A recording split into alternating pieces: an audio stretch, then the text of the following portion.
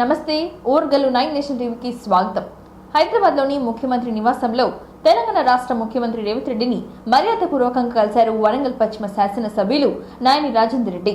October 3వ తేదీ నుంచి 11వ తేదీ వరకు జరిగే శ్రీ భద్రకాళి దేవి శరన్నవరాత్రి ఉత్సవాలకు ముఖ్యమంత్రికి ఆహ్వాన పత్రికను అందించి ప్రత్యేకంగా ఆహ్వానించారు.